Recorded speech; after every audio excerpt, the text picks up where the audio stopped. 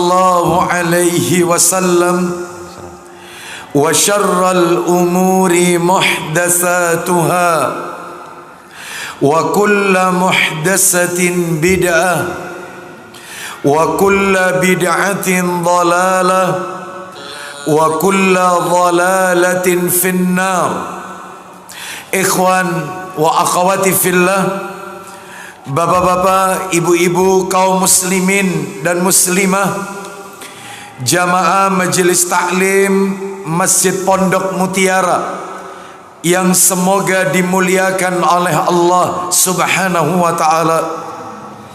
Puji dan syukur tidak henti-hentinya selalu kita panjatkan kepada Allah Tabaraka wa ta'ala atas segala karunia nikmat yang telah Allah berikan kepada kita.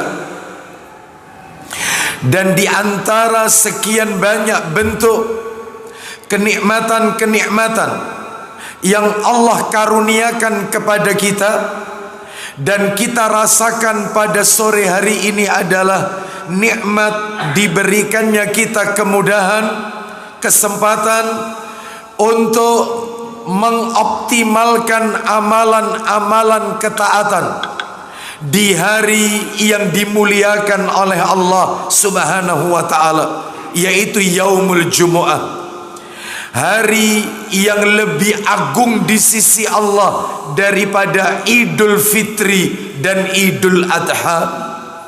Hari di mana Nabi Adam alaihi salam diciptakan oleh Allah. Hari di mana Nabi Adam alaihi salam dikeluarkan oleh Allah dari surga. Hari di mana taubatnya Nabi Adam alaihi salam diterima oleh Allah. Hari di mana Allah Subhanahu wa ta'ala mewafatkan Nabi Adam. Semua itu terjadi pada hari Jumat, hari di mana tidak akan pernah terjadi kiamat, hari doa mustajab, hari di mana kita disunahkan memperbanyak membaca solawat kepada Nabi sallallahu alaihi wasallam, dan hari di mana doa diijabah oleh Allah, terutama di hari Jumat ba'da asar hingga menjelang matahari terbenam, sebagaimana kita sedang berada di saat-saat seperti ini. Mudah-mudahan seluruh amalan-amalan ketaatan yang kita lakukan di hari yang mulia ini semuanya tercatat di sisi Allah sebagai pemberat timbangan amal kebajikan kita kelak di yaumil qiyamah. Bapak ibu kaum muslimin dan muslimah rahimani wa rahimakumullah, sore hari ini kita akan melanjutkan pembahasan kita. Seperti biasa, kajian kita di Jumat pekan keempat di Masjid Pondok Mutiara, materinya membahas kitab yang ditulis oleh Syekh Salim bin Aid Al-Hilali hafizahullah ta'ala. Kitab yang berjudul Mausu'atul Manahij Syar'iyyah fi Sahihis Sunnah An-Nabawiyah, yang sudah diterjemahkan dalam bahasa Indonesia Ensiklopedi Larangan Menurut Al-Quran dan Sunnah Nabi Sallallahu Alaihi Wasallam. Menurut catatan saya, 2 bulan yang lalu, karena bulan yang lalu kita uzur, saya uzur, tidak memberikan kajian di Jumat pekan keempat. 2 bulan yang lalu kita sudah menuntaskan larangan seputar akidah, tauhid dan iman nomor 9. Masih ingat yang nomor 9 waktu itu yang kita bahas tentang apa? Kalau tidak salah tentang jampi-jampi, tentang larangan jampi-jampi, azimat dan seterusnya. Maka sore hari ini kita akan memasuki larangan seputar akidah. Jadi masih seputar akidah Bapak Ibu sekalian ya, karena jumlah larangan seputar akidah itu kalau tidak salah ada 19 Bapak Ibu, ada 19. Sore hari ini kita masuk yang nomor 10, masih seputar akidah. Apa itu? Larangan tiaroh, larangan berbuat tatoyur atau tiaroh. Orang Sunda mungkin ya berkata pamali mungkin ya. Larangan berbuat tiaroh atau tatoyur. Apa itu tiaroh atau tatoyur? Mengait-ngaitkan nasib sial dengan sesuatu yang dia lihat. Nah itu tatoyur itu atau tiaroh. Jadi dikait-kaitkan apa yang menimpa pada dirinya itu dengan sesuatu yang dia lihat, atau bisa jadi bukan sesuatu yang dia lihat saja, tetapi yang dia dengar, atau mungkin dengan angka-angka tertentu yang dengan hal tersebut ya dianggap bisa mendatangkan kesialan. Insya Allah Bapak Ibu bisa memahami, dan ini banyak sekali terjadi di masyarakat kita. Baik Bapak Ibu sekalian rahimani wa rahimakumullah, seperti biasa kajian kita selalu kita bagi menjadi dua ya. Yang pertama dalil-dalil dulu, dalil-dalil yang terkait bahwasannya perbuatan tiaroh atau tatoyur itu dilarang dalam agama, termasuk pelanggaran dalam masalah akidah ini, masalah tauhid. Di mana itu dalilnya? Baik di dalam Al-Quran maupun dalam hadis-hadis Nabi yang sahih. Lah baru kemudian yang nomor dua, penjelasan dari dalil-dalil tersebut. Baik, kita sebutkan Bapak Ibu dalilnya. Nomor satu dulu yang kita bahas ya, dalil-dalilnya. Dalil-dalil yang menunjukkan perbuatan tiaroh atau tatoyur termasuk yang dilarang dalam agama kita, dalam Islam. Bahkan ini termasuk bisa menodai akidah kita, menodai iman kita. Bahkan ini termasuk syirik ini. Ya, meskipun syiriknya bukan syirik besar, tapi syirik kecil. Ya, tetapi itu bisa menodai iman kita. Dan Bapak Ibu kan tahu, satu-satunya dosa yang tidak ada ampunannya kan syirik.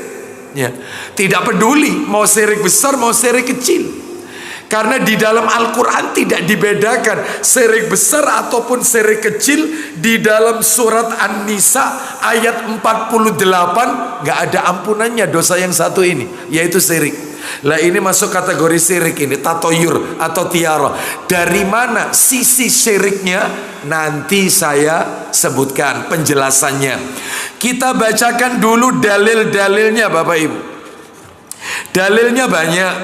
Saya sebutkan ya beberapa saja, mungkin ya banyak ini sebenarnya, 7 mungkin mudah-mudahan mewakili ya. Saya sebutkan 7 saja. 7 dalil baik dari Al-Quran maupun hadis Nabi Sallallahu Alaihi Wasallam yang menunjukkan kepada kita larangan berbuat tiara. Dalil yang pertama, firman Allah Ta'ala di dalam Al-Quran, suratnya surat nomor 7 Al-A'raf. Kita dengarkan Quran surat nomor 7 Al-A'raf, ayatnya 131.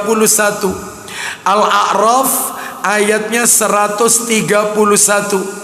Allah Subhanahu wa Ta'ala berfirman.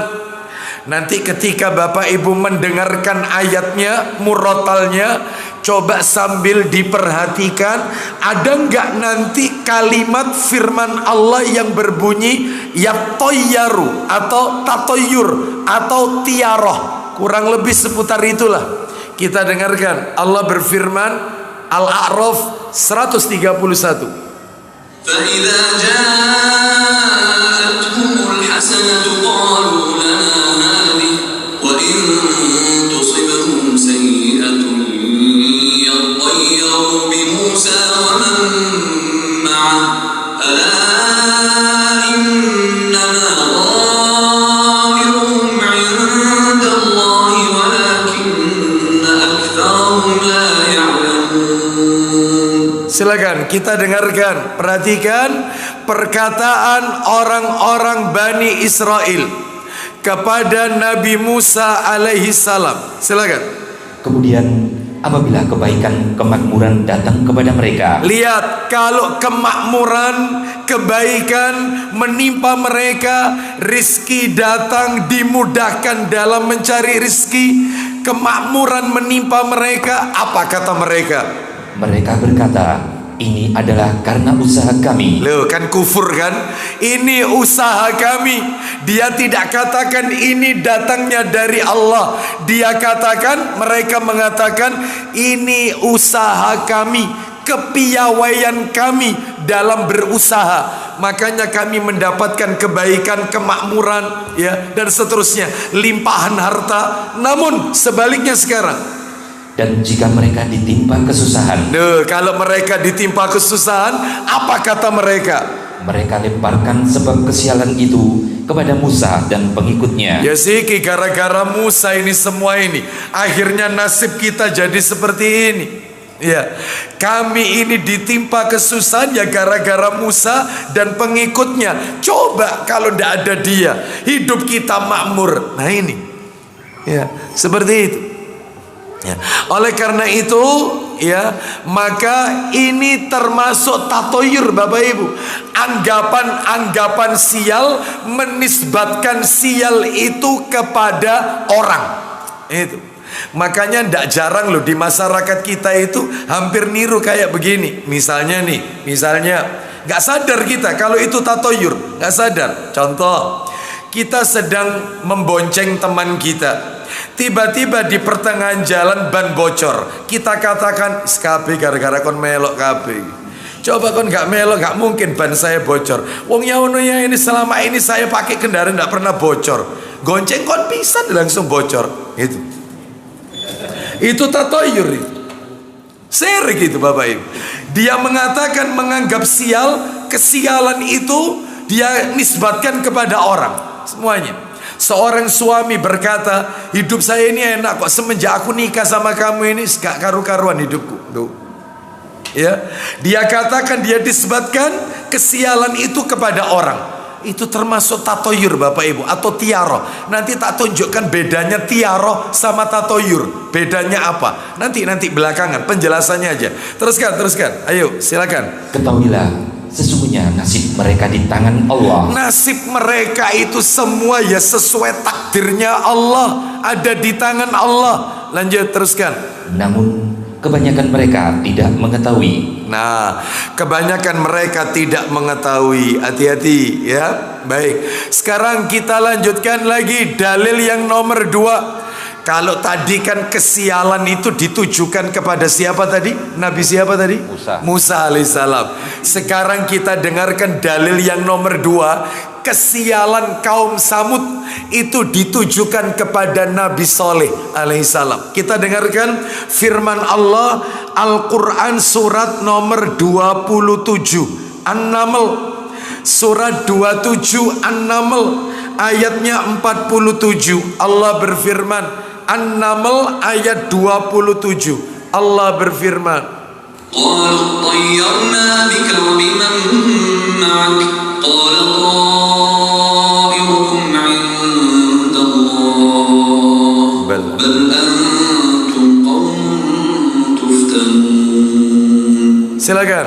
Mereka menjawab, kami mendapat nasib yang malang disebabkan oleh kamu dan orang-orang yang bersamamu. Lihat, kaum Saleh yaitu kaum Samud berkata, kami ini mendapati nasib yang malang, nasib yang sial disebabkan kamu dan pengikutmu. Apa kata Nabi Saleh? Lanjut. Saleh berkata, kan Nabi Saleh, berarti kaumnya Nabi Saleh ya kaum Samud. Apa kata Nabi Saleh alaihi salam? Silakan. nasibmu ada pada Allah, bukan kami yang menjadi sebab. Bukan kami yang menjadi sebab. Kamu sial itu ya karena perbuatanmu sendiri. Gitu kata Nabi Saleh alaihissalam kepada kaum Samud. Kok bisa kamu katakan karena saya? Oh itu ya, termasuk perkataan orang zaman sekarang. Bapak Ibu sekalian, sebagian orang mengatakan negeri kita dulu ini nggak seperti ini. Ya, semenjak datang kajian-kajian salaf ini, Ya, semenjak bermunculan ustadz-ustadz jenggot ini, semenjak bermunculan ustadz-ustadz dari Madinah ini, negeri kita jadi kayak gini. Dulu rukun ya sih, gara-gara jenggotan iki, jadi gak karu-karuan. Pernah dengar yang model kayak begini? Banyak. Iya, dan celana cingkrang ya. Bapak Ibu sekalian, maka ini termasuk tatoyur ini, tiara. Ya, maka ini tidak diperbolehkan Bapak Ibu. Terus lanjut, tetapi kamu adalah kaum yang sedang diuji. Kaum yang sedang diuji oleh Allah. Kita lanjutkan lagi. Nabi Musa dituding sebagai pembawa sial.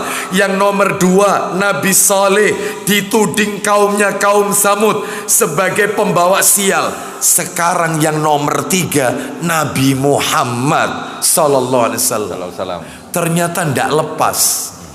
Masyarakat Quraisy mengklaim, dia mengatakan kami ini berada dalam kesialan ya gara-gara ini, ya Muhammad dan pengikutnya. Nah ini, dan sahabat-sahabatnya. Mana dalilnya? Ayo dibuka surat nomor 36. Surat apa itu? Yasin. Hafal Yasin ya. Surat Yasin. Ayatnya 18 dan 19. Qalu inna tatayyarna bikum. Kan itu ya. Ayo kita dengarkan Yasin ayat 18 dan 19. Allah berfirman, Qalu inna tatayyarna bikum لئن لم تنتهوا لنرجمنكم وليمسنكم منا عذاب أليم qalu ta'irukum قالوا طائركم معكم أئن ذكرتم بل أنتم قوم مسرفون. Silakan. Sesungguhnya kami bernasib malang karena kamu. Nah, kami bernasib malang karena kamu.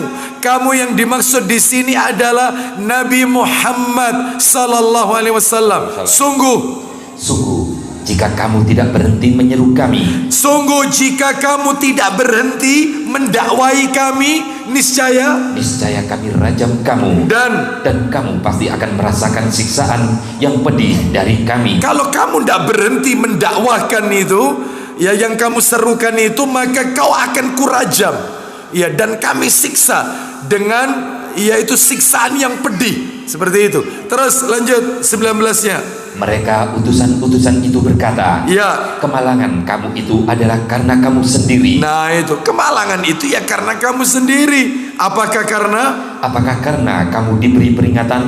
Sebenarnya kamu adalah kaum yang melampaui batas. Baik, Bapak Ibu sekalian, rahimani wa rahimakumullah.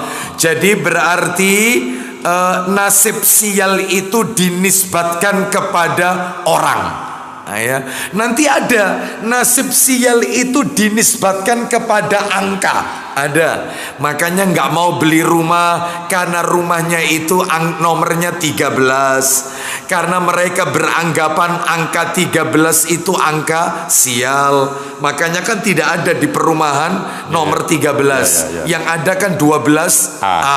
Kan gitu ya.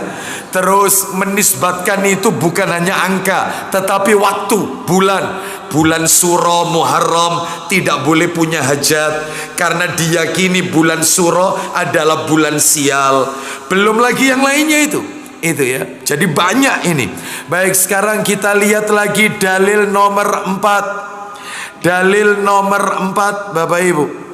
Dalilnya ada di dalam hadis riwayatnya Abu Dawud dalam kitab Sahih Targhib wa Tarhib jilid 5. Jilid 5 Sahih Targhib wa Tarhib nomornya 3098 3098. Ya. Ada? Betul, dari Ibnu Mas'ud. Betul ya? Betul. Baik, ayo dibaca. Silakan. Dari Ibnu Mas'ud radhiyallahu an bahwasanya Rasulullah sallallahu alaihi wasallam bersabda, At-tiyaratu syirkun at-tiyaratu syirkun, at-tiyaratu syirkun. Nabi sendiri loh ini yang bilang tatoyur itu syirik. At-tiyaratu syirkun, sampai 3 kali Nabi mengucapkannya. Silakan. At-tiyaro, menganggap sial karena sesuatu adalah syirik. Terus. At-tiyaro adalah syirik. Terus. At-tiyaro adalah syirik. Loh, sampai 3 kali syirik ini termasuk anggapan-anggapan sial itu. Lanjut kemudian, wa ma minna illa walakinnallaha yudhibuhu bitawakkuli. Silakan. Dan tidaklah salah seorang dari kami dan tidaklah salah seorang dari kita melainkan pernah terlintas dalam hatinya sesuatu dari hal itu. Nah, kata Nabi, dan setiap kita pasti pernah mengalaminya, yang namanya tatoyur. Ya, megang gelas ternyata lepas pecah. Ono apa ya hatiku kok gak enak iki. Nah, mulai itu. Setiap kita itu. Setiap kita. Ya, mata kiri cedutan terus. Kok koyo ono sing ngrasani aku. Itu setiap kita, kata Nabi. Setiap kita. Nabi sudah mengatakan, setiap kita pasti pernah mengalaminya. Namun, silakan. Akan tetapi Allah menghilangkannya dengan tawakal. Ya, akan tetapi Allah hilangkan itu dengan memberikan tawakal dalam hati. Jadi kalau begitu, Bapak Ibu dari sini bisa tahu obatnya tatoyur itu penangkalnya ya tawakal. Sudah, jadi kalau merasa apapun sudah hilangkan tawakal sama Allah. Sudah, semua ini sudah ditulis oleh Allah tawakal. Nggak usah karena ini karena itu, nggak usah. Semua sudah ditakdirkan oleh Allah. Nah, seperti itu. Ya, baik, kita lanjutkan. Ya, sekarang dalil yang nomor 5. Dalil yang nomor 5 bisa kita lihat dalam Sahih Targhib wa Tarhib, nomornya 3041. 3041. Oh, ini ancamannya keras ini, dalil nomor 5 ini. Dari Imran bin Husain radhiyallahu an. Baca Abu Hurairah, silakan. Dari Imran bin Husain radhiyallahu an, dia berkata, ya, Rasulullah sallallahu alaihi wasallam bersabda, laisa minna man tatayyara au tutuyyira lahu. Silakan. Bukan dari golongan kami orang yang meramal ramalan pesimistis atau diramalkan. Duh, jelas sekali. Lihat kalau terjemahannya ya kita lihat ini. Laisa minna, bukan dari golonganku. Siapa itu? Man tatayyara au tutuyyira lahu. Orang yang menganggap sial, orang yang meramal kesialan, ramalan pesimistis, atau yang minta diramalkan. Itu ya. Makanya kalau ada seseorang yang pergi kepada wong pinter, ya istilahnya ya, atau dukun, atau black magic, atau white magic, lalu dia bertanya tentang tanda-tanda, ya, tentang tanda sial. Misalnya dia mengatakan bahwasanya rumah saya ini seringkali kehilangan. Rumah saya itu, saya seringkali kehilangan, seperti itu. Lalu kemudian diramal, ya, rumahmu itu menghadap kemana? Iya, rumah saya menghadap ke pertigaan misalnya. Terus utara, selatan, barat atau timur. Sudah dijawab misalnya. Terus kemudian depannya sama belakangnya mana yang lebih lebar? Lebih lebar depan, semakin ke belakang semakin mengecil. Lalu diramal. Begini, itu sebenarnya begini. Rumah itu kalau gitu itu tandanya ndak enak, begini. Itu katanya Nabi, orang yang menceritakan sama orang yang meramalkan sama-sama, kata Nabi, bukan umatku, bukan golonganku. Nah ya, mimpi buruk. Saya tadi malam itu mimpi seakan-akan rumah saya ini penuh dengan darah, sehingga saya merasa jijik masuk ke rumah saya. Apa itu? Nah, baru dijawab, tandanya itu begini. Orang yang meramal sama yang minta untuk diramalkan, kata Nabi, laisa minna, bukan golonganku. Berarti kalau bukan golonganku kafir, Ustaz? Nah, bukan, ya. Yang dimaksud dengan bukan golonganku, bukan umatku, bukan berarti orang itu keluar Islam, tidak. Tetapi maknanya adalah ancaman keras. Sebagaimana orang tua berkata kepada anaknya, misalnya ada orang tua bilang begini kepada anaknya, kalau sampai tahun ini tidak ada yang ke rumah mama, Idul Fitri tahun ini tidak ada yang ke rumah mama, maka yaitu dia bukan anakku. Ya, dudu anakku wis, kata anggap anak. Apakah anak ini ketika dia tidak datang karena dia terkena uzur atau sakit atau apapun terhalang, lalu dia tidak datang, maka putus nasabnya? Enggak, anak tetap anak, tidak bisa putus. Wong keluar dari rahim seorang ibu, ibunya sendiri. Maka maksudnya ini ancaman keras. Sebagaimana Nabi juga mengatakan demikian, bukan umatku. Bagaimana bukan umat Nabi? Lawang dia sholat masih baca syahadat, asyhadu an la ilaha illallah wa asyhadu anna muhammadan abduhu wa rasuluh, masih baca sholawat, Allahumma salli ala Muhammad wa ala ali Muhammad, tapi dia suka melakukan tatoyur. Maksudnya bukan umatku di sini adalah ancaman keras, bukan keluar dari Islam, bukan. Bisa dipahami sampai di sini ya? Wong dia sendiri masih baca syahadat kok, masih sholat, berarti kan tidak mengeluarkan seseorang dari Islam, masih mengucapkan kalimat tauhid. Baik, sekarang kita lanjutkan, belum kelar itu. Autakahana autukuhinalahu, silakan. Meramal hal-hal goib atau diramalkan. Au sahara au suhiralahu, menyihir atau disihirkan untuknya. Waman ata kahinan fasaddaqahu bima yaqul faqad kafara bima unzila ala Muhammadin sallallahu alaihi wasallam. Silakan. Siapa yang mendatangi dukun lalu membenarkan perkataannya, maka telah kufur dengan syariat yang diturunkan kepada Muhammad sallallahu alaihi wasallam. Kalau mendatangi dukun dan membenarkan ucapan dukun, maka dia telah kufur dengan syariat yang diturunkan kepada Rasulullah sallallahu alaihi wasallam. Kita lanjutkan Bapak Ibu sekalian, dalil yang nomor berapa sekarang? 6. Ya. Oh, sampai 6 saja Bapak Ibu. Dalil yang ke-6. Ya, betul, dalil yang ke-6. Dalil yang ke-6. Dalil yang ke-6 terakhir. Dalil yang terakhir ini, yang ke-6. Disebutkan di dalam kitab Sahih Targhib wa Tarhib. Nomornya 3099. 3099. Riwayat At-Tabrani dan Al-Baihaqi itu. Silakan dari Abu Ad-Darda radhiyallahu an. Ayo dibaca. Dari Abu Ad-Darda radhiyallahu an, dia berkata, ya, Rasulullah sallallahu alaihi wasallam telah bersabda, lan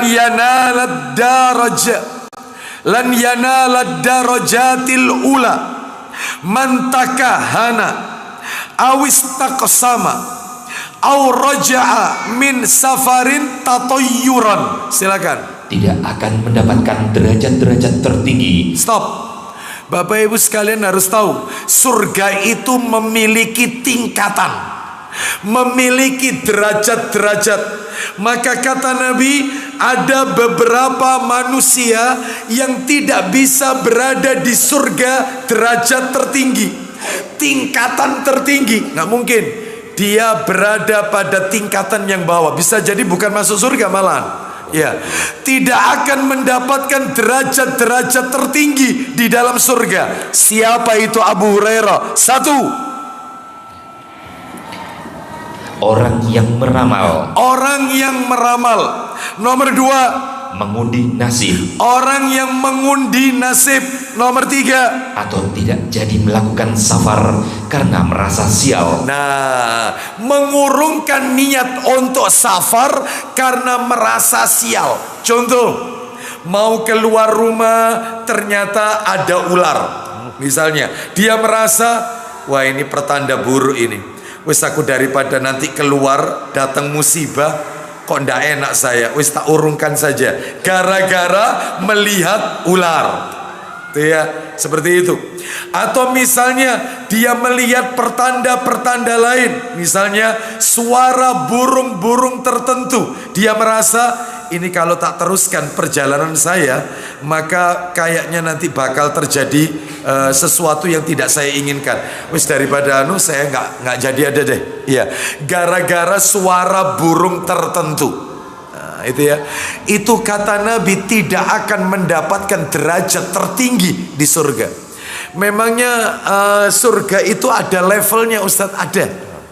Di mana dalilnya? Surga itu bertingkat-tingkat, berderajat-derajat. Dalilnya saya kasih beberapa supaya Bapak Ibu tahu kalau surga itu punya level.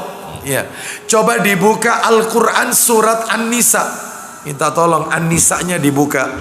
Surat nomor 4 An-Nisa, ayatnya ayat 95 dan 96.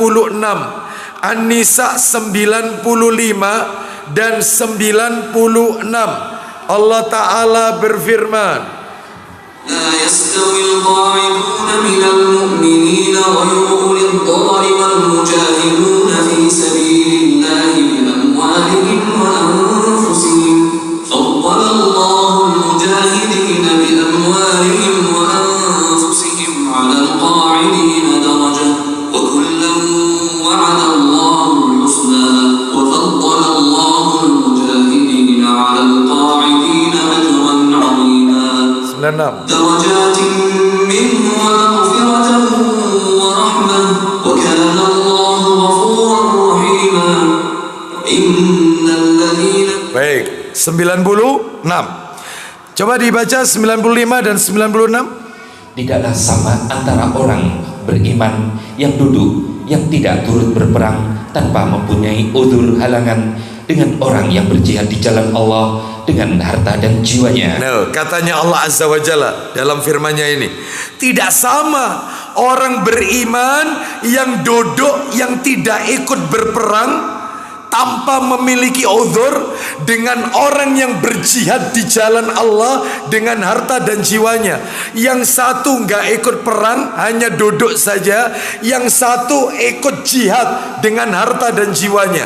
Nggak sama. Lanjut, silakan. Allah melebihkan derajat orang-orang yang berjihad dengan harta dan jiwanya atas orang-orang yang duduk tidak ikut berperang tanpa halangan. Kepada masing-masing itu, kepada masing-masing Allah menjanjikan pahala yang baik, surga. Dan Allah melebihkan orang-orang yang berjihad atas orang yang duduk dengan pahala yang besar. Terakhir poinnya yaitu beberapa derajat daripadanya. Loh, beberapa tingkatan derajat di surga. Lalu kemudian serta ampunan dan rahmat. Kemudian Allah Maha Pengampun, Maha Penyayang. Baik, sekarang kita dengarkan dalil yang lain. Kalau surga itu punya tingkatan derajat, dan ini lebih spesifik. Coba dibuka Sahih Targhib wa Tarhib jilid 6. Sahih Targhib wa Tarhib jilid 6. Nomornya 3710. 3710. 3710. Ya, silakan. 3710. Iya, silakan. Dari Abu Hurairah radhiyallahu an juga dia mengatakan Rasulullah sallallahu alaihi wasallam bersabda, isinya di dalam surga terdapat 100 tingkatan. Ulang lagi. Di dalam surga terdapat 100 tingkatan. Antara dua tingkatannya, lanjut. Jarak antara dua tingkat sejauh perjalanan 100 tahun. 100 tahun. Iya. Di dalam surga terdapat 100 level. Satu surga ini 100 level. Level pertama ke level berikutnya seperti orang yang melakukan perjalanan 100 tahun. Coba. Ya, sudah. Ada level paling atas. Mudah-mudahan kita termasuk di dalamnya. Dan ada level yang paling bawah. Gak apa-apa Ustadz, gak usah muluk-muluk. Daripada di luar surga, gak apa-apa dapat emperannya surga. Nah, ini berarti orang yang tidak punya keinginan kuat. Ya, harus optimis Bapak Ibu sekalian. Ya. Terus kita lanjutkan lagi, saya tambahkan lagi. Coba dibuka Tirmidzi.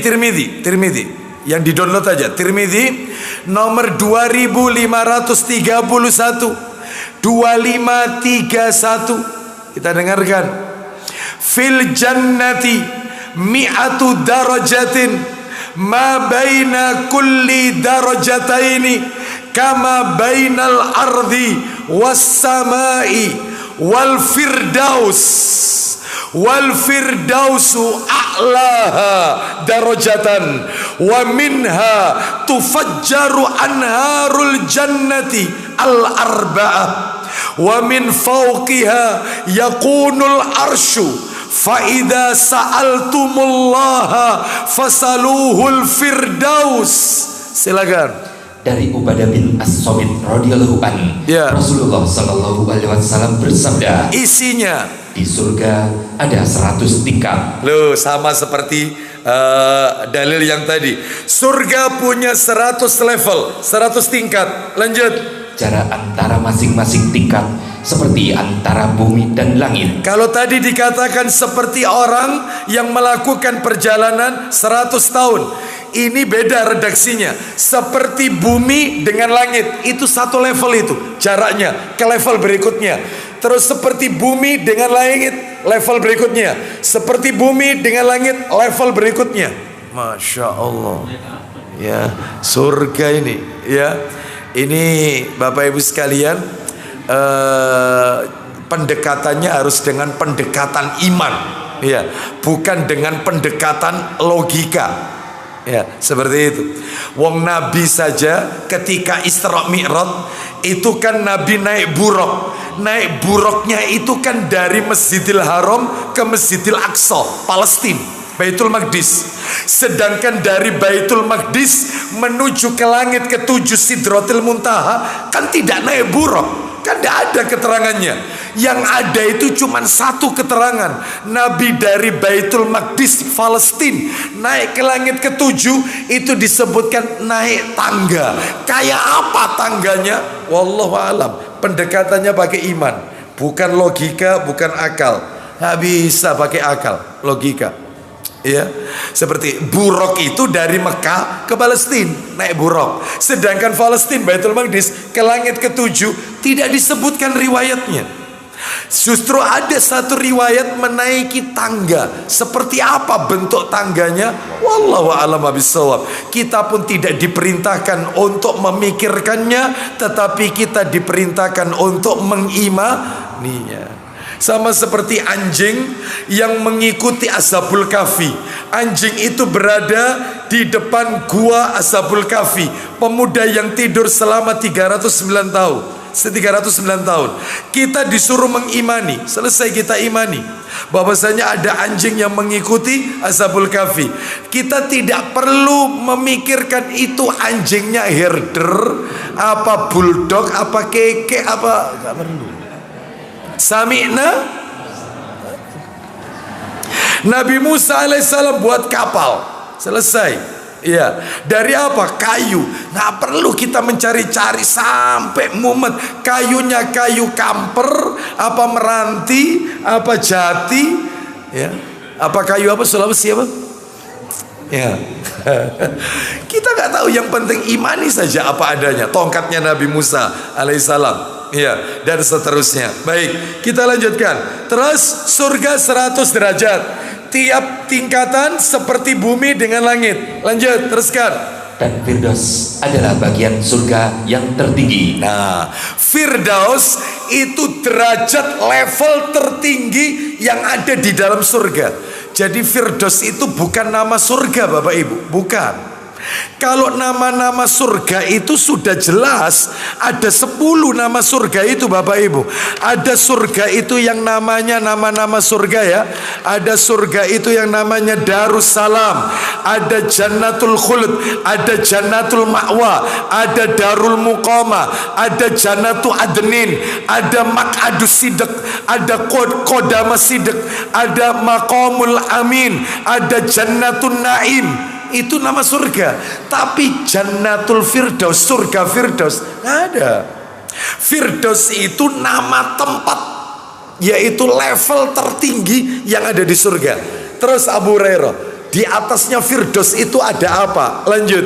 Darinya 4 sungai surga memancar, di atasnya arsy. Stop, pelan-pelan. Darinya 4 sungai surga memancar. Stop. Di dalam Firdaus ada 4 mata air, 4 sungai. Sungai susu, sungai madu, sungai khomer, dan sungai air. Yang mengalir air itu ke surga-surga yang ada di bawahnya. Pusatnya di sini, Firdaus. Lanjut, di atasnya Firdaus, di atasnya arsy. di atasnya Firdaus, arsnya Allah Azza wa Jalla. Ini level tertinggi nih, level tinggi. Mudah-mudahan kita semua termasuk di dalamnya. Dan Bapak Ibu kalau pengen tahu penghuni Firdaus, cuma 6 golongan manusia. Hanya 6 tipikal manusia yang berhak masuk ke dalam Firdaus. Dan 6 golongan manusia itu ada di surat Al-Mu'minun ayat 1 sampai 11. Nanti dibaca sendiri. 6 golongan manusia, 6 golongan yang berhak masuk ke Firdaus, maksud saya tempat tertinggi ini. Lanjut teruskan. Bila kalian meminta kepada Allah, kalau kalian minta surga, ya maka mintalah Firdaus. Mintalah Firdaus, ya. Ya Allah, masukkan aku ke dalam Firdaus, ya. Kelak di hari kiamat, takdirkan aku menjadi hambamu yang akan berada di Firdaus, ya, di dalam surgamu yang tertinggi. Baik, kita lanjutkan Bapak Ibu sekalian. Berarti surga itu berlevel-level. Ya, Bapak Ibu, mohon maaf. Orang masuk surga itu karena rahmatnya atau karena amalannya, Ustaz? Maka jawabannya, orang masuk surga itu karena rahmatnya Allah. Lah kalau rahmatnya Allah, apa fungsinya sholat? Apa fungsinya kita zakat? Untuk apa kita sodako? Capek-capek tahajud, capek-capek puasa Senin Kamis, hatam Quran sebulan sekali. Iya. Untuk apa amalan itu kalau masuk surganya karena rahmatnya Allah? Jawabannya, amalan yang kita lakukan itu menentukan kita ada di level berapa kita di surga. Masuknya rahmat Allah. Begitu masuk, saya ada di level berapa, amalan yang bicara. Amalan yang bicara. Rajin tahajud, posisi di sini. Ya, termasuk ini tadi. Tidak akan berada di derajat tertinggi. 1, orang yang suka meramal. 2, mengundi nasib. 3, tatoyur. Gak mungkin ada di surga level tertinggi. Bahkan bisa jadi dia berada di luar surga. Ya. Bapak Ibu sekalian, mungkin Bapak Ibu bertanya, Ustadz kasih bocoran dong. Orang yang sudah jelas Nabi sebutkan berada di surga level bawah. Surganya level bawah, level paling bawah sendiri. Siapa itu? Dalilnya Bapak Ibu, sayang kitabnya tidak ada di sini. Sahih Targhib wa Tarhib jilid 2. Itu kata Nabi, level bawah orang yang ketika sholat Jumat suka telat. Itu level bawah. Telat. Khotib sudah naik mimbar baru datang. Selesai. Level bawah. Ya, seperti itu.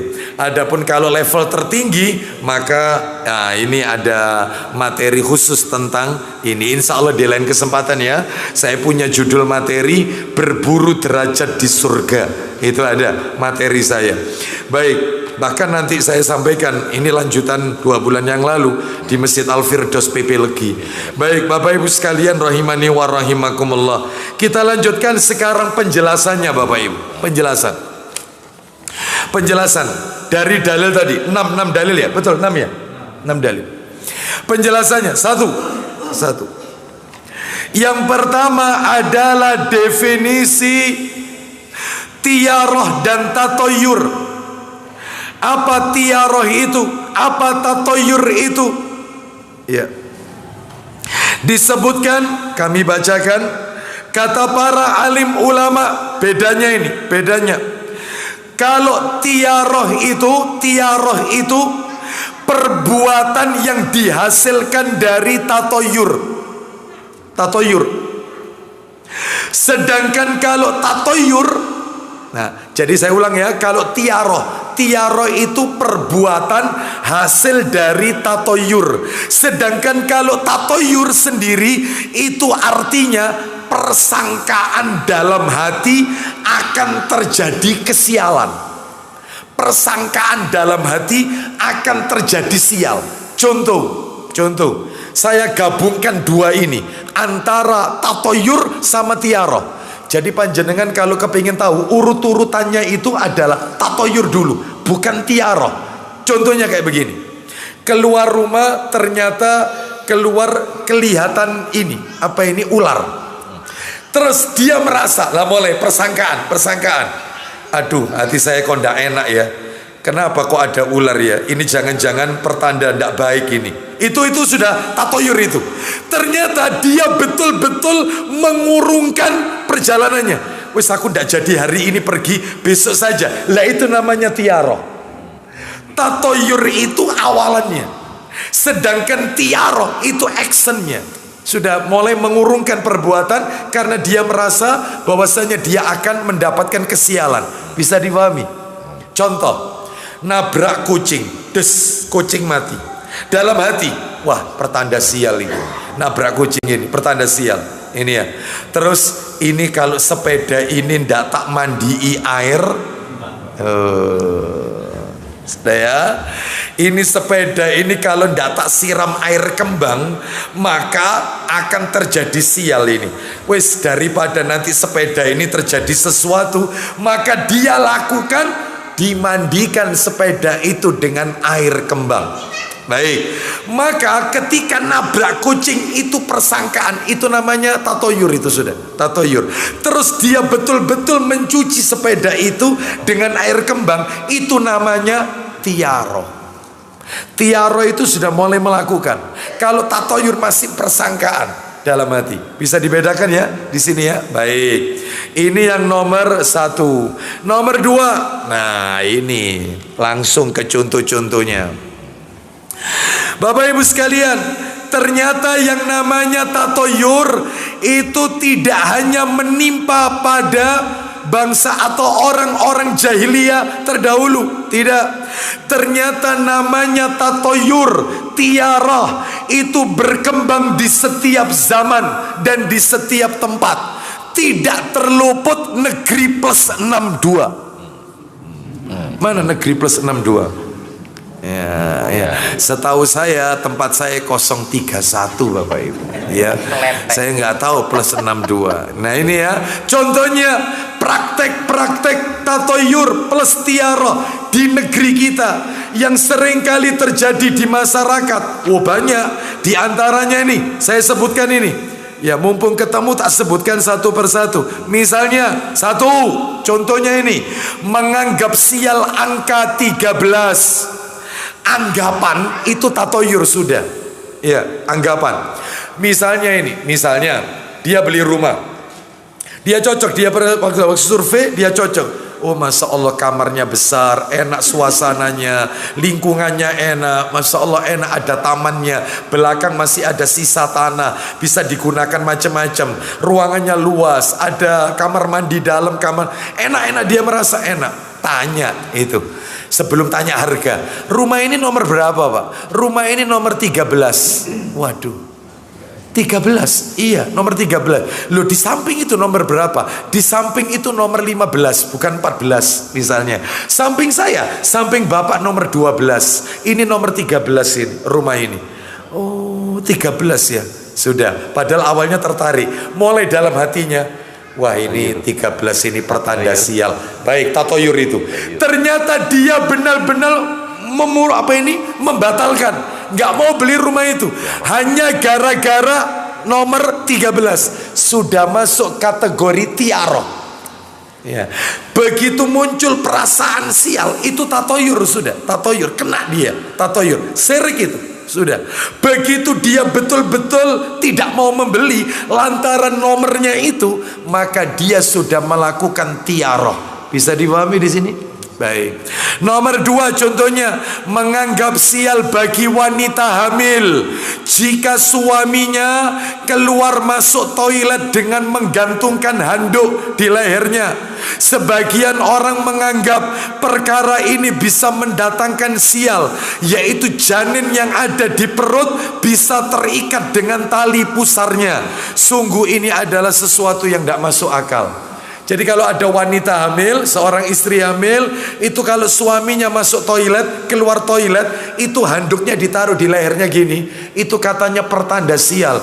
Nanti bayinya akan terlilit tali pusar. Ya, kayak gitu itu.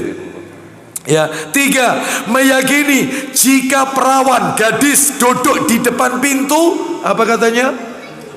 Ora payu rabi. Ya, susah untuk menikah. Loh. Ojo lo nggono ngarep lawang do. Engko awakmu. Nah, mulai itu tatoyur itu. Anggapan sial. Ternyata betul-betul dia lakukan. Ya, si anak ini nggak mau duduk di situ karena khawatir nanti tidak ada yang mau meminang dia, maka ini sudah tiaro. Nah, itu ya, baik. Yang nomor 4, keyakinan terkait burung gagak. Jika burung gagak berkumpul dan terbang di langit, maka pertanda akan ada kerabat yang akan meninggal. Burung gagak muter terus. Kita lihat, oh, ono sing mati. Ya, itu termasuk tatoyur. Ya, baik. Yang kelima, keyakinan sebagian masyarakat tatkala terjadi hujan gerimis saat matahari panas. Panas ini, hujan gerimis, matahari terik, maka hal tersebut pertanda syaitan melahirkan anaknya atau menandakan ada orang yang akan meninggal dunia. Seorang ulama meninggal. Apa katanya itu? Udan apa katanya? Loh, apal udan sila. Ya, sila panas terik ternyata gerimis. Oh, ini berarti Gondoruo sedang sesar ya. Sesar katanya dokter ya. Kita lanjutkan. Terus kemudian yang keenam, keyakinan bahwa jika anak lahir pada waktu maghrib, maka anak tersebut akan meninggal dengan kondisi yang mengenaskan, yaitu tewas dimakan singa. Untuk menghindari hal tersebut, maka mereka mengadakan acara ritual disebut ruatan. Diruat. Ritual ini ditujukan agar sang bayi terhindar dari keburukan. Selain ritual ruatan, agar sang bayi terhindar dari terkaman binatang buas, maka tali pusarnya diambil dan dicampur dengan asam jawa, gula merah, dan diletakkan pensil sedotan. Bukan ini serai ini. Ya. Sedotan ya. Terus dan beberapa benda yang lainnya, lalu dikuburkan di samping rumah. Setelah dikubur, tali pusar yang telah dikubur harus dijaga selama itu. Apa ini saya jumpai. Jadi ada anak kecil ya, ketika kita hari raya sempat itu apa ini ketemu sanak famili dan seterusnya. Anak masih kecil ya, masih kecil. Lalu kemudian dia salaman sama saya, itu ya, dia dicium, tangan saya dicium, tangan dia giliran saya cium, tangannya anak ini saya cium. Itu dilarang sama mamanya, jangan dicium Ustaz. Dia, ya kok wani nih ngelarang ya, jangan dicium Ustaz. Saya tanya, opo? Kenapa? Nanti kalau besar jadi pengemis Ustaz, ojo sakno areke Ustaz. Ngaji. Oh ya, ini ya maklum belum taklim. Ya, baik. Akhirnya keluar dalil qala Rasulullah sallallahu alaihi wasallam tentang tatoyur. Ya. Yang ke-8, keyakinan bahwa orang meninggal hari Sabtu, maka hal tersebut akan mengantarkan wafat kepada orang lain dari kerabat atau tetangga. Jadi kalau meninggalnya itu hari Sabtu, itu konon katanya nanti dia ini ajak-ajak yang lainnya. Ya, siap-siap siapa ini yang diajak sama dia. Nah itu katanya gitu. Yang kesembilan, keyakinan sebagian orang menganggap bahwa jika tanggal lahir anak sama dengan tanggal lahir orang tua, entah itu ayah atau ibunya, maka akan menimbulkan pertikaian dan permusuhan dalam keluarga tersebut. Ayahnya lahir tanggal, sekarang tanggal berapa ini? Tanggal 8 Safar. 8 Safar. 25 ya, 25 Agustus misalnya ya. Ternyata anaknya juga lahir tanggal 25 Agustus misalnya. Maka itu pertanda sial, bahkan akan terjadi pertikaian. Oh, seperti itu. Yang ke-10, keyakinan bahwa jika ada anak gadis perawan yang memakan bagian sayap ayam, maka suatu saat suami perempuan tersebut akan dibawa pergi dari tempat tinggal asalnya. Nah, maka suatu saat suami perempuan tersebut akan dibawa pergi. Makanya gadis tidak boleh makan sayap ya. Kalau dada boleh ya, paha bawah boleh, sayap nggak boleh. 11, merasa ada yang buruk sangka apabila mata berkedut, cedutan terus matanya, berarti dia ada orang yang berprasangka buruk sama dia.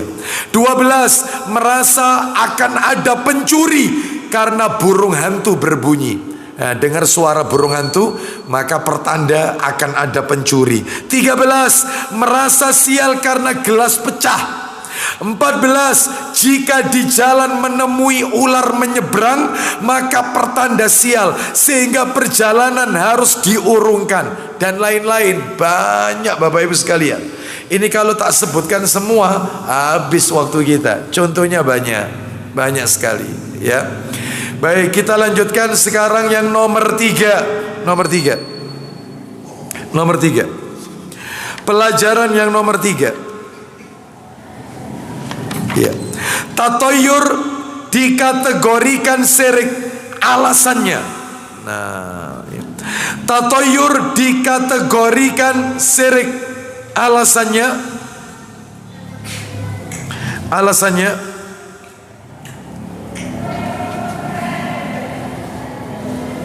ya.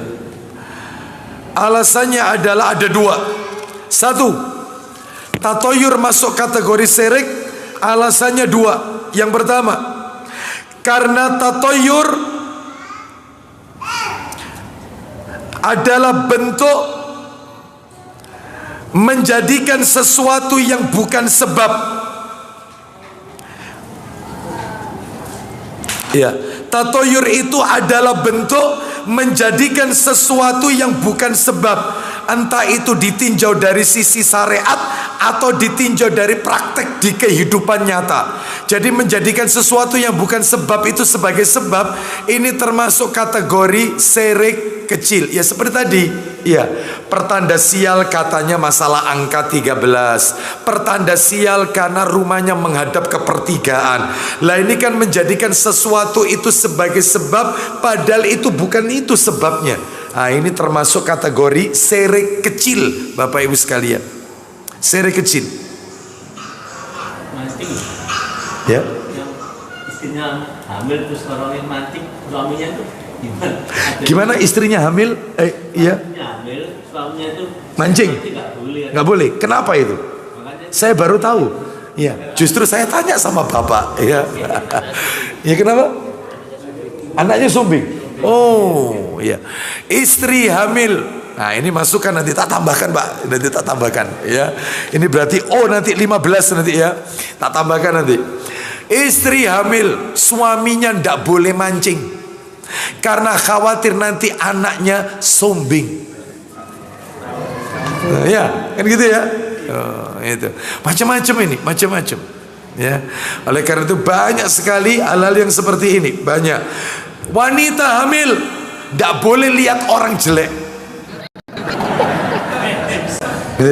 Kalau lihat orang jelek, maka dia harus memegang perutnya sambil mengucapkan amit-amit. Kira-kira kalau dengar orangnya marah atau tidak? Marah lah. Ya, apa kaitannya orang itu dengan bayi dalam kandungannya? Seperti itu. Baik. Jadi ini nggak benar, ini tatoyur. Ya. Terus kita lanjutkan. Yang kedua, alasan kedua, kenapa kok syirik? Ya, karena tatoyur itu menafikan tawakal kepada Allah. Menafikan tawakal kepada Allah. Orang melakukan tatoyur menganggap sial, itu berarti dia tidak tawakal kepada Allah. Ya, tatkala seseorang tatoyur, mereka akhirnya tidak tawakal. Sebagaimana halnya orang Arab jahiliyah, yang tatkala mereka mau pergi, mereka pergi ke burung tertentu, lalu diusir untuk melihat kemana arah terbangnya. Jadi orang Arab jahiliyah itu kalau mau perjalanan jauh, mereka itu memegang burung atau pergi ke satu jenis burung, lalu kemudian dia menyuruh pergi burung itu atau melepaskan burung itu. Maka dilihat burung itu terbangnya ke arah mana. Kalau terbangnya ke arah kanan, maka pertanda ini. Kalau terbangnya itu ke arah kiri, maka tandanya ini. Kalau terbangnya lurus ke hadapannya, tandanya ini. Itulah orang Arab jahiliyah dulu, seperti itu. Jadi kalau terbangnya ke kanan, perjalanan dilanjutkan. Jika terbangnya ke kiri, dibatalkan. Ini menunjukkan mereka tidak tawakal kepada Allah, melainkan tawakal kepada siapa tadi? Burung tersebut. Makanya orang tatoyur itu tidak ada tawakal sama Allah, kehilangan tawakal. Dan ini menunjukkan bukti menodai akidah, berarti termasuk syirik. Tapi bukan syirik besar Bapak Ibu, syirik kecil. Baik, kita lanjutkan sekarang pelajaran nomor 4. Ya betul ya, pelajaran nomor 4. Pelajaran nomor 4 Bapak Ibu, berdoalah kepada Allah jika dalam hati muncul tatoyur. Ayo doanya ditirukan bersama. Berdoalah kepada Allah jika dalam hati kita muncul tatoyur. Muncul tatoyur. Ya. Dan Nabi tadi sudah mengatakan, ini setiap orang pasti mengalami ini. Setiap orang pasti mengalami firasat-firasat. Nah, firasat. Kok tidak enak ya, firasat saya kok tidak enak ya. Itu tatoyur itu, tatoyur. Maka ketika itu muncul dalam hati kita, ya seperti yang saya contohkan, megang gelas jatuh, ya tiba-tiba kita kesandung, aduh ada apa ya, kok panu. Terus tiba-tiba yaitu dada berdebar. Dada berdebar, padahal nggak ngapa-ngapain, dia nggak bekerja. Apa iya kok dodokku ndrodok ya? Ada apa ini? Telepon anaknya, telepon ini, apa? Itu tatoyur itu sudah. Ya, itu. Ternyata suaminya nikah lagi. Berarti itu pertanda berita baik, Bapak Ibu sekalian. Ya. Baik bagi suaminya. Kita lanjutkan ya. Kita lanjutkan. Jadi ketika itu muncul, terlintas, maka baca doanya. Sebelum baca doa, saya akan tunjukkan dalilnya dulu. Dalilnya di mana itu doanya? Ayo Abu Hurairah dibuka Abu Dawudnya. Abu Dawudnya dibuka. Nomornya 3418. 3418. 3418. Dari Urwah bin Amir radhiyallahu an. Ya betul ya. Dari 3418 Urwah. Tadi Urwah. Ketemu? Ya. Urwah. Ya, silakan dibaca dari Urwah. Dari Urwah bin Amir radhiyallahu an telah disebutkan. Dzukiratit tiyaratu indan nabiyyi sallallahu alaihi wasallam. Lanjut. Telah disebutkan tiaro di sisi Nabi sallallahu alaihi wasallam. Rupanya Nabi bersama dengan para sahabat. Tiba-tiba di antara para sahabat itu menyebutkan tiaroh. Tatoyur ini, tiaroh. Nabi dengar ini, pertanda buruk, merasa sial. Lanjut. Faqala aksanuha al-fa'lu. Aksanuha al-fa'lu wala taruddu musliman. Silakan. Kemudian beliau bersabda, yang terbaik adalah sikap optimisme. Terus, dan dialog tidak boleh menahan kehendak seorang muslim. yang penting itu harus punya optimis, husnudzon, jangan berprasangka buruk, jangan ada perasaan-perasaan, dugaan-dugaan buruk, nggak usah. Yang penting optimis. Dan janganlah diantara kalian menahan untuk melakukan sesuatu gara-gara tatoyur, gara-gara tiara. Terus Nabi melanjutkan, fa idza ra'a ahadukum ma yakrahu falyaqul. Silakan. Apabila salah seorang di antara kalian melihat apa yang dia tidak sukai, maka hendaknya dia mengucapkan, duh, lihat ada burung gagak, ya, lihat burung gagak, seperti itu ya. Atau misalnya melihat apalah yang dianggap orang itu sial, ya, ular lewat atau apa saja seperti itu, maka terus langsung ucapkan, hilangkan perasaan nggak enak itu, hilangkan, langsung ucapkan doa berikut. Ayo kita baca sama-sama. Ini doanya, ada di situ doanya. Nanti yang punya Abu Dawud atau yang sudah pernah mendownload 9 kitab hadis, tolong langsung ditulis saja ya, dihafalkan doanya, tirukan. Allahumma la ya'ti bil hasanati illa anta wa la yadfa'u sayyiati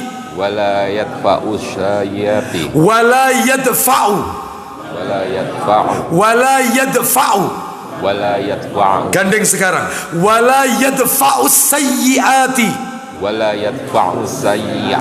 illa anta wala haula wala quwwata illa bika. Nah, bukan illa billah tapi illa bika. Ayo artinya, silakan. Ya Allah, tidak ada yang mendatangkan kebaikan kecuali Engkau. Duh, penting itu. Lanjut. Dan tidak ada yang dapat menolak keburukan kecuali Engkau. Perasaan was-was, tiba-tiba hati itu tidak enak, ya. Hatiku kok tidak enak ya, kenapa ya? Kok tiba-tiba nggak enak aja? Itu. Baca ini. Tidak ada yang mendatangkan kebaikan kecuali Engkau ya Allah. Dan tidak ada yang bisa menolak yang buruk kecuali Engkau ya Allah. Wala haula wala quwata illa bika. Silakan. Dan tidak ada daya serta kekuatan kecuali karenamu ya Allah. Nah itu, tolong dihafalkan doa ini. Tidak panjang kok doanya ya, pendek. Baik, sekarang kita lanjutkan pelajaran nomor berapa sekarang? 5 ya, nomor 5. Pelajaran nomor 5. Cara taubat jika sudah terlanjur tatoyur. Caranya taubat jika sudah terlanjur tatoyur. Ustadz, saya baru sadar sekarang, ternyata itu ndak boleh Ustadz ya. Dulu saya masih meyakini yang kayak gitu itu Ustadz, ndak mau punya hajat bulan suro itu ya. Bahkan dulu saya nikahkan anak saya itu ndak mau bulan suro, cari bulan yang lain. Saya masih dulu itu Ustadz, dulu meyakini yaitu ada hari sial, hari tali wangke. Apa hari tali wangke? Tali itu tali, wangke itu pocong, tali ikatan pocong. Maksudnya hari-hari sial, hari-hari nas, itu nggak boleh. Misalnya apa? Lah itu ada di buku primbon biasanya. Ya, jadi dilihat wetonnya. Jadi kalau laki-laki lahirnya Senin, wanita lahirnya Selasa, Senin ketemu Selasa, kalau dinikahkan maka nanti akan sering sakit-sakitan. Oh itu. Kalau Rebo ketemu Kemis atau Senin ketemu Rabu, maka tidak bisa kaya. Nanti Rebo ketemu Jumat, maka nanti hidupnya penuh halangan, rezekinya sempit. Jadi dilihat wetonnya. Itu dulu tak lakoni Ustadz. Ya apa cara tobatnya? Ya ini cara tobatnya sekarang. Jadi kalau kepingin tobat karena sudah terlanjur ini, selain sholat sunat tobat. Jadi yang pertama sholat sunat tobat dulu. Sholat sunat tobat 2 rakaat. Sholat sunat tobat 2 rakaat. 2 rakaat. Suratnya bebas suratnya. Waktunya bebas. Tidak mengenal waktu-waktu yang dilarang. Sholat sunat tobat itu bebas. Berarti ba'da asar boleh, nggak apa-apa. Yang tidak boleh itu yang qobliyah ba'diyah, Bapak Ibu. Seperti itu. Jadi kalau Anda masuk masjid kajian asar jam 4 sore, Anda masuk tahiyatul masjid, nggak apa-apa. Sholat sunnah yang boleh dilakukan kapanpun, termasuk sholat sunat taubat. tidak mengenal waktu-waktu terlarang. 2 rakaat ya. Terus setelah itu baca doa. Setelah sholat ya baca doa. Ustadz kalau tidak pakai sholat Ustadz, hanya doa ini saja boleh, nggak apa-apa. Ya hanya baca doa. Gimana doanya, cara tobatnya? Ayo dibaca lagi. Doanya itu riwayat Imam Ahmad. Riwayat Imam Ahmad. Minta tolong Abu Hurairah bisa dibantu nomornya, diketik dulu. Nomornya 6748. 6748, cari Musnad Imam Ahmad. Klik, langsung ketemu nanti doanya. Minta tolong terjemahannya nanti. 6748 Imam Ahmad. Ketemu ya? Baik. Dari mana itu? Baca dulu. Baca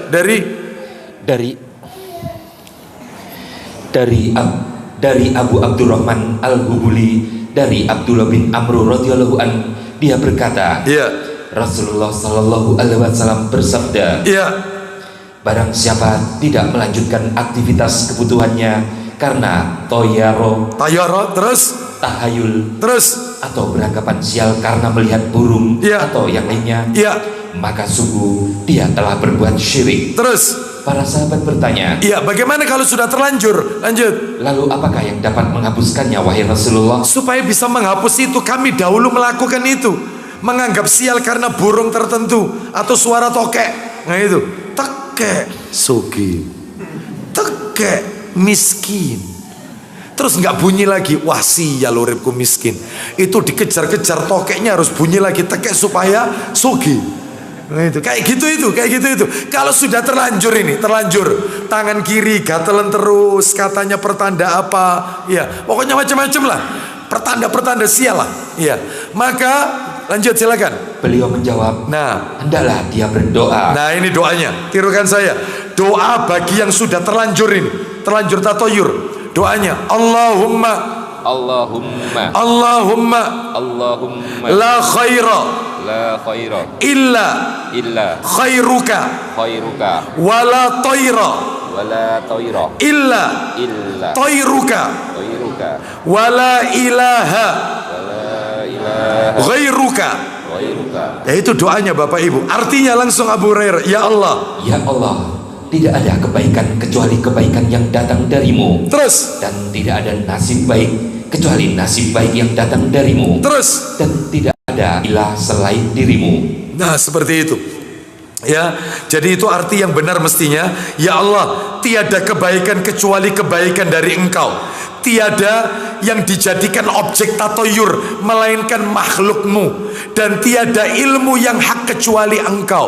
Nah, tiada ilah, maaf, tidak ada ilah yang berhak untuk diibadai dengan benar kecuali Engkau ya Allah. Lah itu arti yang benar. Cara tobatnya berarti tobatnya itu dikembalikan la ilaha illallah, tauhid lagi. Baca la ilaha illallah. Buktinya tadi la ilaha ghairuka, tidak ada ilah kecuali Engkau. Berarti tauhid supaya tidak ternodai dengan syirik. Tauhid lagi. Baik, sekarang yang nomor 6 terakhir, penutup ini. Materi nomor 6, pelajaran nomor 6. Nah, pelajaran nomor 6 ini saya singkat aja karena ini sebenarnya agak panjang karena waktunya ya. Yang nomor 6 ini adalah lalu bagaimana dengan sabda Nabi sallallahu alaihi wasallam riwayat Muslim. Ayo dibuka Sahih Muslimnya.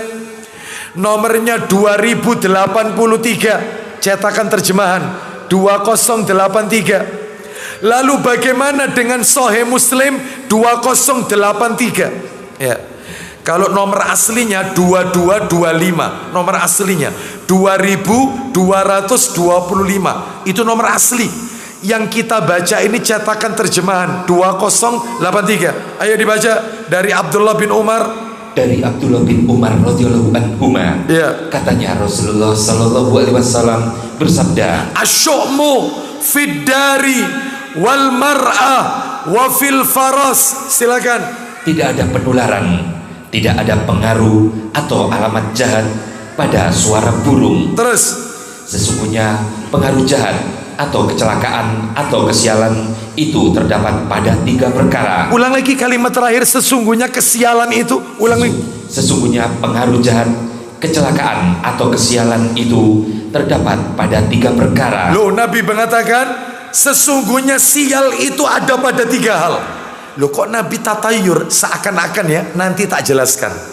Maksudnya Nabi mengatakan tidak ada kecelakaan, tidak ada pengaruh buruk, tidak ada sial kecuali 3. Lah 3 ini pertanda sial, maksudnya begitu. Tapi maksudnya Nabi ini apa nanti tak sebutkan, tak jelaskan. Apa itu? 1, kesialan itu terletak pada 1, dalam diri wanita. diri wanita. Ya, sial itu ada pada wanita. Ngamuk ini ibu-ibu ini kalau tidak dijelaskan nanti. Nomor 2, terus Pada kuda. kuda. Nomor kendaraan. Nomor 3, Dan dalam rumah tangga. dalam rumah tangga. Maksudnya apa? Nih saya jelaskan Bapak Ibu. Hadis ini disebutkan bahwa keburukan atau kesialan itu ada pada 3 perkara: rumah tempat tinggal, wanita, dan kuda. Hadis ini hadis sahih. Para ulama membahas apakah hadis ini Nabi menetapkan adanya tatoyur. Maka para ulama menjawab salah satunya Al-Imam Ibnul Qayyim Al-Jauziyah rahimahullah. Beliau mengatakan dalam kitabnya Miftah Daris Sa'adah, beliau mengatakan hadis ini tidak ada kaitannya dengan tatoyur. Dalam hadis ini Nabi hanya menjelaskan hendaknya orang itu berhati-hati tatkala memilih rumah tempat tinggal, tatkala memilih istri untuk dijadikan pasangan, dan tatkala memilih kuda tunggangan, kendaraan. Termasuk yaitu kalau dulu kan kuda, sekarang kan mobil-mobil dan seterusnya, alat-alat transportasi. Itu harus pilih-pilih Bapak Ibu. Cari ya dalam hal ini, kalau rumah dalam hal ini adalah cari yaitu misalnya rumah-rumah yang bagus ya. Terus kemudian misalnya penataannya ya. Terus kemudian ya seperti itulah lingkungannya gitu. Kalau misalnya istri tadi, cari wanita yang soleha, cari keturunannya bagaimana, cari yang akhlaknya akhlakul karimah begitu. Cari wanita yang subur. Bagaimana cari wanita yang subur? Yaitu yang dia memiliki keluarga yang sangat banyak. Berarti bisa dipastikan dia wanita yang subur karena memiliki keluarga yang banyak. Termasuk ketika membeli kendaraan, cari jangan yang second kalau bisa, yang baru ya. Karena kalau second khawatirnya nanti tangan kedua mungkin ada yang rusak dan seterusnya. Itu maksudnya Nabi ya. Karena ini semua memiliki pengaruh dan keburukan yang akan dihadapi oleh seseorang. Dan pengaruh 3 perkara yang disebutkan Nabi tadi sangat jelas. Contohnya, tatkala seseorang memilih istri, menikahi wanita yang senantiasa wanita itu suka ngomel, boros. Milih istri yang lisannya tidak dijaga dan hidupnya boros, maka tentu ini akan mendatangkan kesialan, penderitaan setiap hari menghadapi istri yang semacam ini ya. Begitu pula dengan kendaraan. Jika seseorang tidak hati-hati memilih kendaraan, tentu dia akan kerepotan di kemudian hari jika ternyata kendaraan yang dia pilih itu banyak keburukannya, mudah macet dan seterusnya, atau misalnya mogok dan seterusnya. Oleh karena itu jangan disangka Nabi menetapkan tatoyur, tidak. Akan tetapi Nabi hanya mengingatkan umatnya untuk berhati-hati memilih 3 perkara tersebut. Karena jika salah pilih maka akan mempengaruhi keburukan yang akan dialami karena sebabnya jelas sekali ya. Karena itu maka ini menunjukkan kepada kita bahwasannya Nabi tidak menetapkan, Nabi tidak melakukan tatoyur. Nabi hanya mengingatkan umatnya hati-hati kalau memilih rumah, memilih kendaraan, memilih pasangan hidup. Begitu juga ibu-ibu memilih suami. Ya, wanita memilih suami, calon suami, cari yang soleh. Ya, boleh tanya ke sana kemari bagaimana akhlaknya laki-laki itu ya, dan seterusnya. Wallahu a'lam wa bisawab. Demikian apa yang bisa kami sampaikan. Semoga sedikit menjadi tambahan ilmu yang bermanfaat. Mudah-mudahan Allah meridhoi amal ibadah kita. Baik Bapak Ibu sekalian, saya cukupkan sampai di sini karena waktunya mengingat mendekati maghrib ya. Mudah-mudahan Allah menjadikan kita orang-orang yang istiqomah menunaikan perintah Allah dan Rasulnya sallallahu alaihi wasallam. Orang-orang yang dijauhkan oleh Allah dari berbagai macam fitnah, fitnah syahwat dan fitnah syubhat.